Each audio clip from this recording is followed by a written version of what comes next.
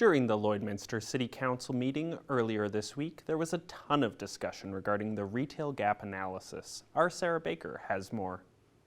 For the City Council members, economic development plays a major role in regards to wanting to increase the level of industry within the community.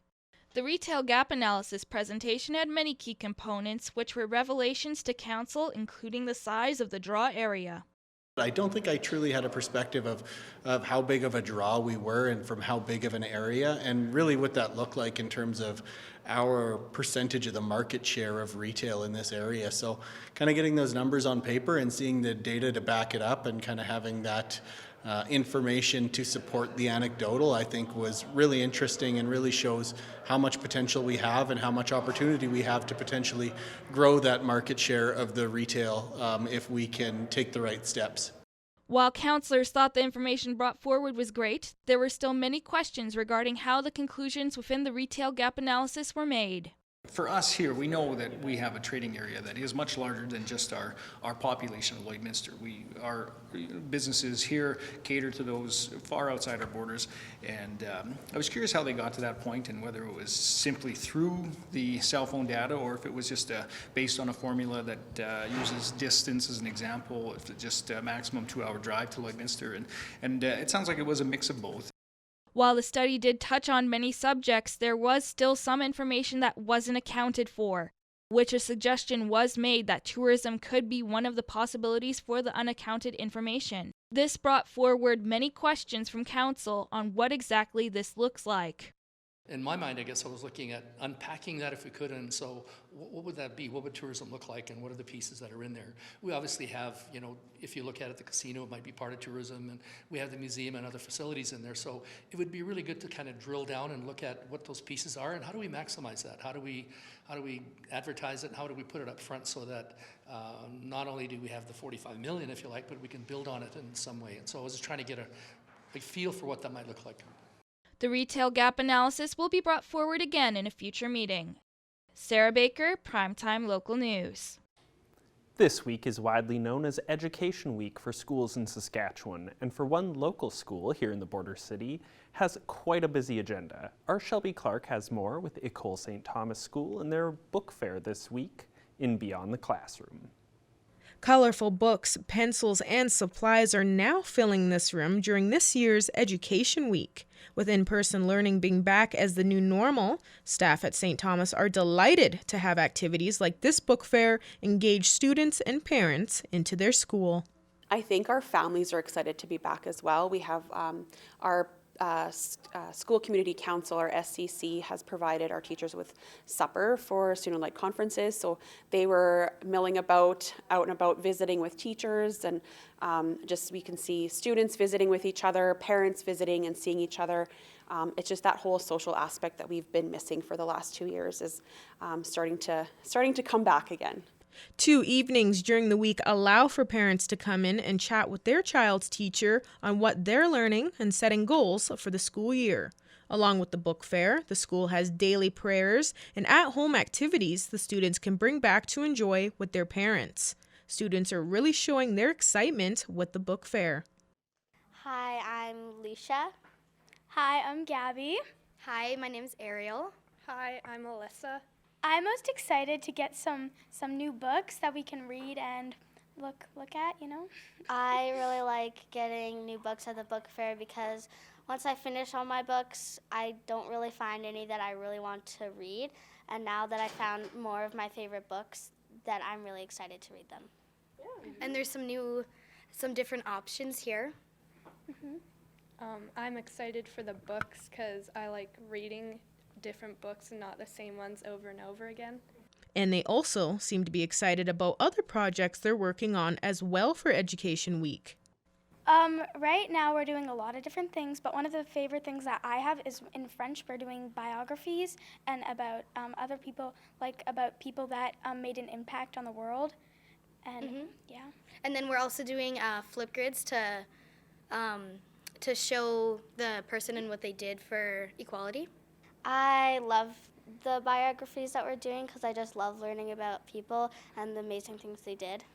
The book fair has seen some strong support already the past 2 nights, and staff believe this has been a great way on encouraging students to read. I think, like the base for education is really got to be reading.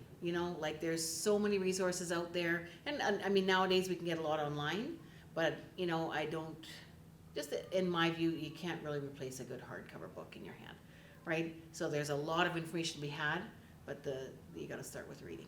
So. And that's it in this week's Beyond the Classroom.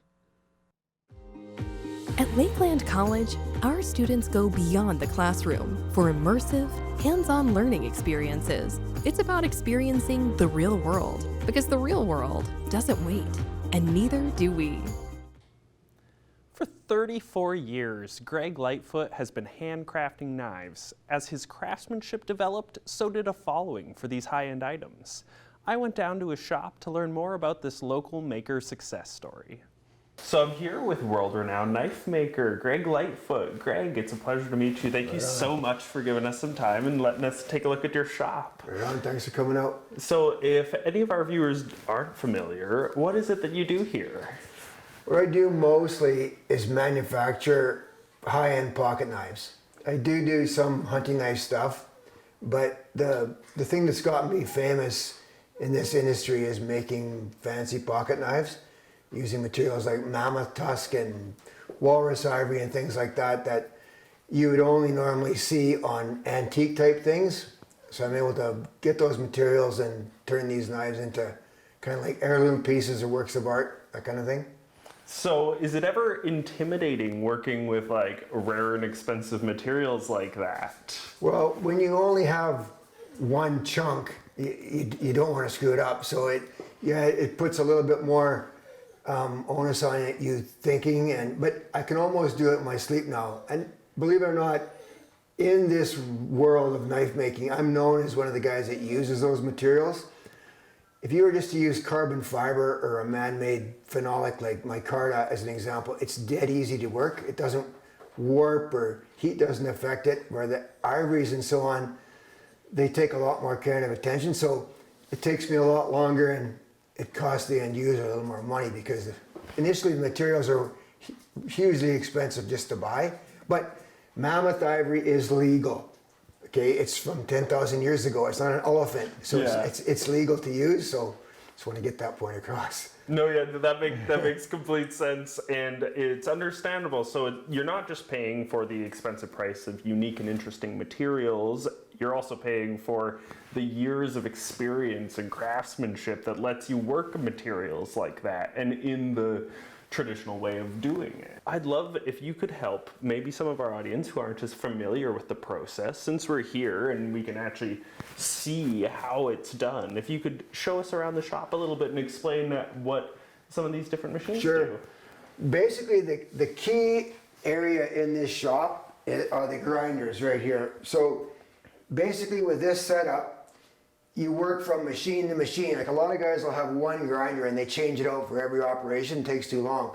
So I just have it set up in a big line so that you just work from, you go bang, bang, bang, and at the end of the line, you've got your product done. I wanted to show you, this is the blade material. So and then it ends up with this being the product in the end, starting out from these parts. So back in the day when people were making knives, it was like a ground down file with a popsicle stick handle duct tape to it and stuff. Well, it's so far advanced when you're doing these pocket knives that you end up with, start off with pretty remedial looking stuff and you end up with a lot nicer piece of material in the end. I've heard that you've had perhaps some celebrity clients over the years. Would you mind sharing? Okay, I wanted to say that the celebrity clients are anybody who buys stuff, okay? Like there's guys who buy, like I shipped to a castle in Qatar, okay? I looked up the address, it's a castle, which was kind of unique, but you know, and then there's guys that from the States, different people, there's even people locally that buy, and of course, there's guys like Axl Rose.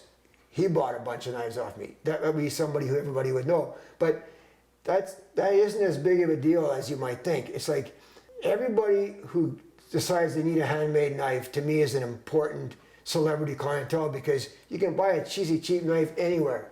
So who needs a handmade knife? And that's cool that they do. And they come to me and I'll make it for them. Well, if you want a fancy knife, where can they find you? Okay, the best place is to go on Instagram, Craig Lightfoot 123. And then once you get on Instagram, you can see everything. The website, lightfootknives.com, shows pictures, but it keeps deleting them. So Instagram, Greg Lightfoot 123, has all current stuff. You can direct message me there, phone numbers there, whatever, and we can chat and come up with something, materials and a model that they would like.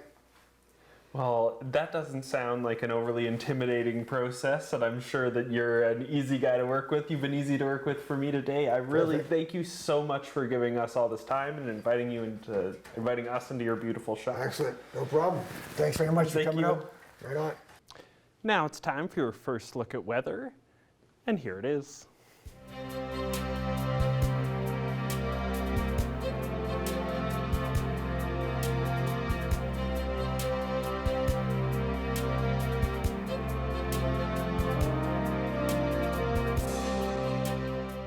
Thank you so much, Mr. Ian Tidswell. Yes, now taking a first look at your weather forecast here in the Border City. Just sitting at 22, a beautiful day today once again. I think we're all pretty happy to be seeing these few days we've had this week with this beautiful weather. You know, mid-August, even getting closer to the end and still seeing these temperatures. You know, I don't think anybody's complaining. And we saw a lot more sun peeking behind those clouds throughout the day as well. Not too strong of wind, so quite beautiful. Hopefully everybody got a chance to go outside and enjoy the day. Spend some time at Bud Miller, take a stroll, take a walk, take your pets for a walk, just sit outside and enjoy it because we will be cooling down starting tomorrow. Just be prepared. Switching over to temperatures across the region for Alberta and Saskatchewan. On the Alberta side, most spots are following suit with us here in the Border City. Most spots just seeing around 21, 22 degrees over on this side. 23 degrees for Vegreville as well as down in Wainwright and Provo. So seeing some nice, beautiful conditions over on our Alberta side for sure. Switching over to our Saskatchewan side, they are seeing around the same conditions as us as well. So compared to yesterday, they were looking slightly cooler, but for today, they are seeing around 21 and 22 degrees. 23 down in Macklin, and up in Isle Cross, they're just at 19. So Isle Cross is looking a couple degrees cooler, but still seeing quite close to that 20 mark. For North Battleford, they will be going down to low 5 for their evening low. So seeing that single digit, but that plus temperature, so no complaints there, just seeing some cloudier conditions. Then tomorrow, they will be expecting that 13, so cooling down, but you know, still seeing a mixture of some sun and clouds. So seeing a pretty nice fall day, I would still say. Not as nice as 20 degrees, but you know, what can we do? Cold Lake will be going down to low of 6, so seeing not too bad of a temperature at all either, getting even closer to that double-digit mark. And then for tomorrow, they will be expecting that 14, and they will be expecting a slight shower, some showers in some of the spots in the morning, but you know, throughout the rest of the day, they'll just be seeing kind of more some mixture of some sun and cloud. And for us here in the Border City, we will be going down to that low of 6 as well, seeing some cloudier skies, so seeing a beautiful evening expected. Then tomorrow, like I said, cooling down to that 12 throughout the day with a mixture of some sun and cloud and seeing a high chance of that precipitation. So just be prepared. We will be cooling down tomorrow, and we will even be getting cooler into the weekend. And now ending off with looking at some viewer photo submissions for our weather photos. Beautiful shots. This one's from Roxy. Gorgeous Turtle Lake. Love this fall shot. Absolutely nice. We got quite a few. This one's from Carrie there. Absolutely nice sky shot. Love to see it. We got this one from Andrea. We got a beautiful shot here with a little bit of sunset in there. And ending off, we got Sydney, and this one is from Wainwright with a beautiful sunset shot. So once again, thank you to everyone for your submissions. That's all I have for now. We'll have more coming up after the break.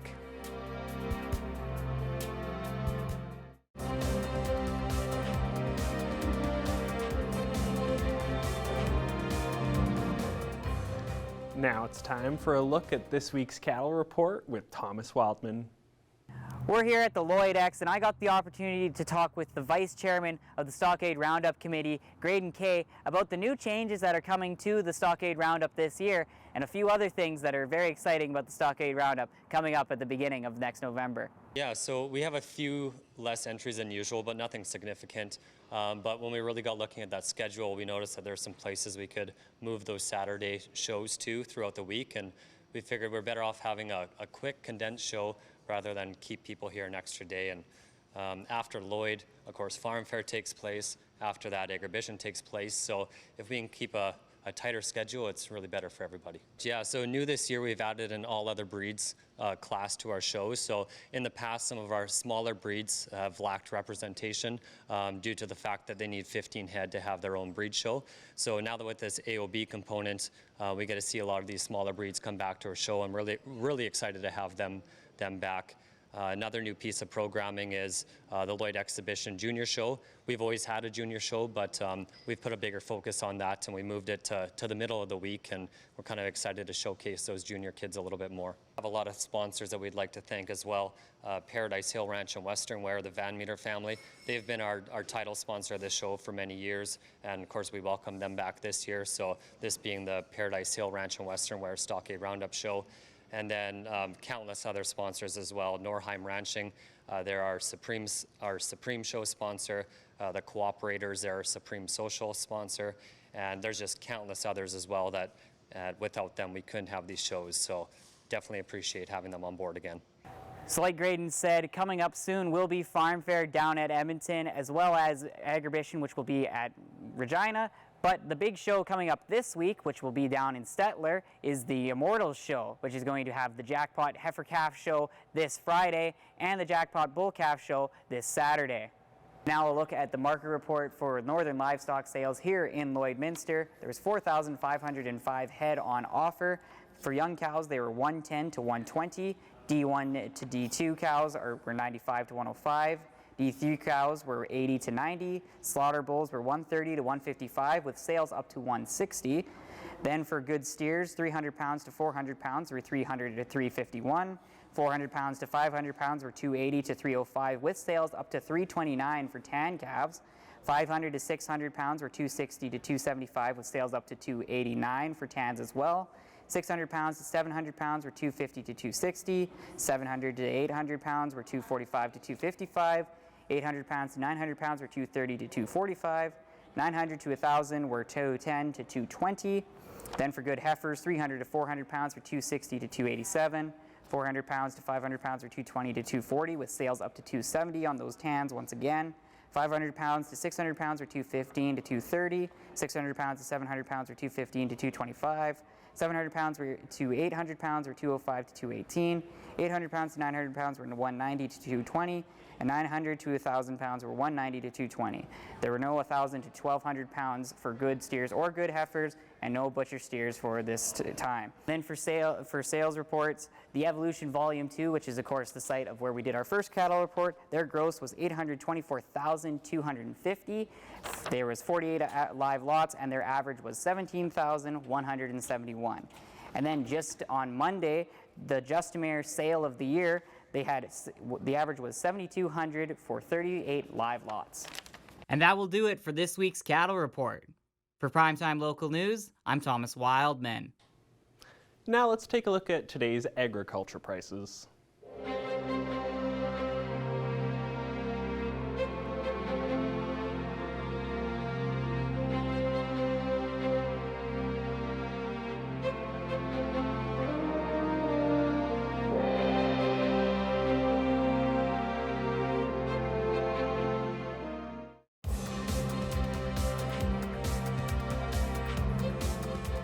On to the world of sports. One player from the Lakeland Rustlers men's volleyball team had the chance to represent his home province this past August at the Canada Summer Games. Aradil Ahmed has all the details. Ladies and gentlemen, the man to my left is the right side player here for the Lakeland College Rustlers, Brock Toman. Yes. Excuse me, am I saying that right? Yes, that's perfect. correct. Thanks so much for coming into the studio. Yeah, for sure. Thanks for having me. Yeah, certainly. You know, obviously you've had a pretty busy summer this past year. You know, one of the examples of that, it was you playing at Team Sask. You're representing Saskatchewan. You're from Prince Albert. Obviously, you had a chance to represent Team Saskatchewan at the Canada Summer Games, and right away I'm going to bring up this clip over here if you want to take a look just about this clip from the Summer Games. Just talk to me about your experience at the Summer Games and just what this kind of moment here meant to you. All right. Yeah, this was the game-winning point for our finals against Alberta there, and we played them about 4 times that summer, and it was always just good games against them. But I don't know, it was just a crazy experience we had a packed gym, a lot of Saskatchewan people there, and can't really describe it. It's just surreal. Yeah. No, right on. I mean, that was, you know, you guys got the gold medal, obviously, against over Team Alberta. Just that whole moment, as the whole experience, just what did you take away from it? Well, I was playing with all those guys for about 4 years or so. So, you know, it kind of just came full circle, like perfect finish for our volleyball careers together. And I don't know, it's just really satisfying, felt accomplished, and I don't know, it feels big for the province too, big for volleyball. And I don't know, just proud of what happened that summer. Well, a couple weeks after you got that gold medal, you did not spend much time. You just right away came back here to Lakeland and got ready for the season here with the Rustlers. Just, you know, that whole experience, just being, you know, playing volleyball in the summer and then right away coming back here and playing for the Rustlers. Just, do you feel like it kind of helped you kind of get prepared for the upcoming season here? Oh, for sure, especially with all that training from U of S coaches, Sean McKay and Joel Dick. I think that really helped as well. Helped me become a better player. Hopefully helped the team a lot this year too. Yeah, well, certainly you're heading into your second year here with the Rustlers. You know, last year, you know, you guys had a good year, but you know, obviously didn't get the result that you wanted there in the postseason. Just, you know, you did start off the season on the right track here, getting 2 wins against Grand Prairie, and now you're going to be having a home match later this week. Just, how do you feel about this group heading into this year as a whole, and just what do you take away from this new team here? I think we definitely improved since last year. We lost a couple guys for sure, but you know, we made up in areas. A lot of guys got better as well, so I think we'll make a good push this year for provincials, hopefully in nationals as well. Yeah. And you know, just excited for the year. Yeah, totally. Last thing before we wrap up here is, you know, having that experience again back at with Team Sask in the summer games. Just what are you looking to apply to your own skill set into this year, and what do you feel like you can, as a player, can kind of improve on? Well, there's a lot of areas I improved on in the summer, but I don't know, I think I learned a lot from the guys, like really bringing the energy up. Chemistry was unreal with that team, like felt like family. So if I can bring that to Lloydminster here, that would be great as well. And obviously on the court, I want to help as well, but yeah, we'll see how it goes. Well, you can see Toman take on the Nayuks in their home opener this Friday, October 21st. Well, Brock, I just want to say, again, thank you so much for coming into the studio and taking time to chat with me. Yeah, for sure. Thanks for having me. Yeah, thank you so much. You'll see Brock Toman on Friday, October 21st in their home opener against the Nayuks at 8 p.m. I think it's time now to take a look at the Pet Pad picks.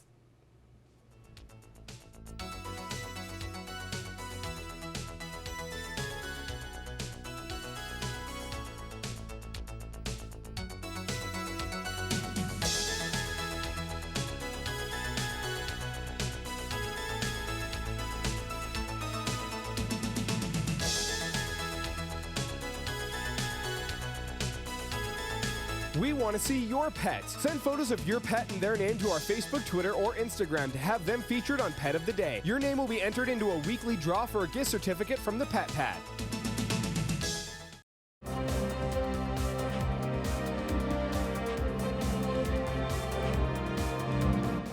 The 2022 Business Excellence Awards are taking place this Thursday, October 20th, and I'm joined today by the Executive Director of the Lloydminster Chamber of Commerce, Terry Lynn Mackey. Terry Lynn, thanks for being here with us. First of all, why does the Chamber put on these awards every year? Well, the Lloydminster Chamber of Commerce and Chamber of Commerce across Canada celebrate Small Business Week, and it's a good opportunity to showcase our local businesses. Now, I was going through looking at, there's a lot of businesses nominated in a lot of different categories of awards. Can you kind of take us through some of the awards that are going to be up for grabs on Thursday? So we have 13 awards altogether. We have everything from the Diversity Award that is sponsored by Synergy Credit Union to a new business award that is Women in Business. And it is the first time we're being able to have it this year. And that is sponsored by Red Bicycle Communications. We also have the most exciting one, well, not the most, but we have two really exciting ones, is the Lifetime Achievement, is where the president of the Chamber of Commerce gets to nominate a local leader and give them the honor of a Lifetime Achievement Award. And then it's always comes down to Business of the Year, and that is sponsored by Tim Dick Financial. So it'll be exciting to see who takes home all of those prizes on Thursday. I was mentioning earlier too, there's a lot of businesses nominated. How does that nomination process work? So we send out the nominations in June, and is it middle of May, beginning of June, and then we put it out to the public. So the public is able to nominate businesses in any category that we have. And we keep it open till, I think we kept it open to the middle of July, but we usually close it June 30th, but we kept it open to July 15th, I think it was this year. So essentially, any business here in Lloydminster could be nominated if someone put their name forward. Anybody can be nominated, but you do have to be a chamber member to win the award. Now let's talk a little bit about what goes into these awards, because I've been here in Lloydminster for a number of years now, and I've seen different events happening. Obviously, there were some difficult times over the past couple of years with COVID and stuff, but we're going into another award season. What goes into making these awards a reality?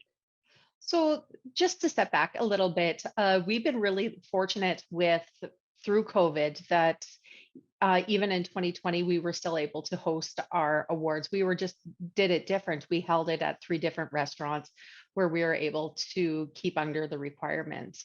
And then last year, we had it at the Lloydminster Exhibition Grounds at the Stockade Building, the WS Convention Center now. And so we've been able to carry on with a little bit of modifying how we do things, but they've always happened. So this year it will still be tomorrow night at the WLS Convention Center. Cocktails start at 6 and dinner is about 6:30, and the ceremony start at 7:15. We have about 250 registration, and we have 38 businesses coming to celebrate our business community. Now, it should be a great night. Are people still able to register on such short notice now? Yeah, we still do have seats available. Being at the WS Convention Center, we are able to accommodate more people. Pretty large space there. For people who are interested, then how would they go about doing that? So if you're still interested in tickets, you could register at the Lloydminster Chamber of Commerce website and just go to the 2022 Business Awards and click there and register. All right, Terry Lynn, is there anything else in regards to these awards that I didn't ask about but you feel is important to get out there? I'd just like to thank our sponsors that help us put our business awards on every year. So our presenting sponsors, CanSafe, our wine sponsors, Red Bicycle Communication, our dinner sponsor is Nordic Systems, our ceremony sponsor is In Time Promotions, our flower sponsor is McCaw Funeral Services, and our business of the year is Tim Dick Financial Chamber Group Insurance. All right, well, Terry Lynn, thank you so much for sharing some time and talking a little bit more about the awards. Hopefully it's a great night on Thursday. Furniture set and design supplied by Furniture Gallery and Furniture House, downtown Lloydminster. I'm proud to introduce the Mayor of Cold Lake, Craig Copeland. Thank you so much for joining us here today on Primetime Local News. Thank you for having me. So there are many exciting things going on within the community of Cold Lake, and one of the things that is being brought up is the success of the new wireless water meters, which have been very successful for people in regards to utilities. It really helps the staff. You just drive along and you pick up the signal. Staff install them in everybody's basement or wherever in the house, and it picks up the reading and then translate to your water utility bill. It's more efficient system, less people involved. Just sort of the whole reduce your workforce where you can, and today's technology, you can do so many wonderful things. Why did the city of Cold Lake decide to put this system in? All the credit goes to the city staff researching the best company out there for our needs, and then working with that company and getting them installed in everybody's homes. And of course, the homeowners being receptive to having the meter installed. The idea is that you can have a flat rate. So some houses still in Cold Lake have a flat rate. But if you go to the meter, chances are you're going to see a reduction in your water bill because you're just paying for that consumption. And so most homeowners are seeing a reduction in their water bill ever since they've gone to the meter. So another really big news item within the city of Cold Lake is, of course, the expansion of borders in regards to the grant policy. Can you talk a bit more about what this changes to this policy does? So good example for everybody is that you could have a major concert just outside the city Cold Lake limits. And our policy had it so that it was difficult for the board that reviews it from the public to grant any kind of money towards the event, even though it could be thousands of people going to it. So we just tweaked our bylaw a bit, allowing organizations in Ward 5 and Ward 6 of the MD of Bonnyville, if they're putting on a big event that kind of matches what the criteria is of the grant application, we're going to fund it. We'll review it and then fund it. So a good example is Summer Rush, which happened this past summer. It's an event that's, a couple of local residents have put on. It's on the shores of Cold Lake, but it's outside the city limits. And so now they can come to the grant group and ask for money from the city of Cold Lake. So has there already been any applications made now that this has passed within Cold Lake? Well, there certainly was the one, and it could potentially be more. A lot of events are held right in the city of Cold Lake, but now we have it inside our policy. And we'll see what happens next year. We were really oversubscribed for all of our money that we allocated, so which is great to see. After COVID, a lot of groups were kicking off and getting going, but we're pretty excited on council to help all the different organizations, give them a helping hand as we look at it. And also the idea is, like I said before, is to try to put people in hotel rooms and into the restaurants in our city. Are there any other big things that you think community members within Cold Lake should know that are coming up in the city? Well, there's lots of events coming up. It's always busy. There's a lot of Halloween events, of course, happening, and just got to search around. There's some bars that are having events. Agriplex has got an event, but Diwali night's going to be a big event later on in November, and Sleds and Threads, which is put on by the snowmobile guys, a fundraiser. So lots of events, and then we'll get into Santa Claus parade, and we'll see if any of that white stuff falls on the ground here, and then you'll start saying, yeah, Christmas is coming. Thank you so much again for joining us here today on Primetime Local News. It was great chatting with you. Thank you, Sarah. That's all the time we have for today's show. Thank you so much to our production team, my broadcast partner Shelby Clark, and thank you for tuning in. Have an excellent day.